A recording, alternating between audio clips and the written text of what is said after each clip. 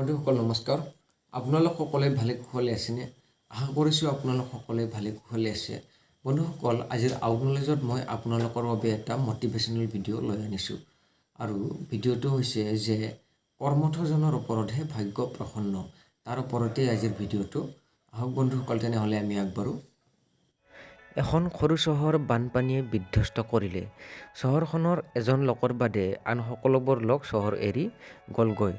ৰৈ যোৱা লোকজনে ক'লে, ঈশ্বৰে মোক ৰক্ষা কৰিব। মোৰ ঈশ্বৰৰ ওপৰত বিশ্বাস আছে। জলপৃষ্ঠ বাঢ়ি অহাৰ লগে লগে তেওঁক উদ্ধাৰ কৰিবলৈ এখন জীপ গাড়ী আহিল। মানুহজন যাবলৈ অমান্তি হৈ কেৱল ক'লে, ঈশ্বৰে মোক ৰক্ষা কৰিব। ঈশ্বৰৰ ওপৰত মোৰ বিশ্বাস আছে। জলপৃষ্ঠ আৰু বাঢ়ি যোৱাৰ লগে লগে তেওঁ দ্বিতীয় মহলাত উঠিলগৈ। তেওঁক উদ্ধাৰ কৰিবলৈ নাও এখন পঠোৱা হ'ল। কিন্তু তেওঁ ঘৰ এৰি যাব নোখুজিলে।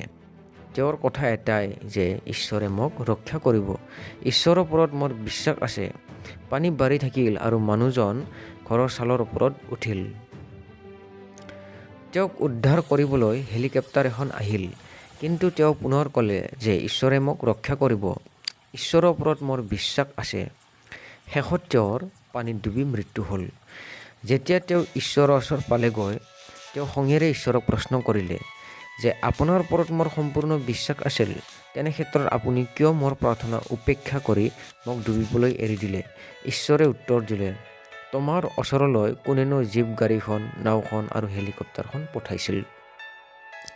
বন্ধুসকল, ভাগ্যবাদী মনোভাৱটোৰ পৰা হাত সৰাৰ একমাত্ৰ উপায় হ'ল দায়িত্ব গ্ৰহণ কৰা আৰু ভাগ্যক ধিয়াই বহি থকাৰ বিপৰীতে কৰ্ম আৰু তাৰ ফলাফলৰ ওপৰত আস্থা ৰখা।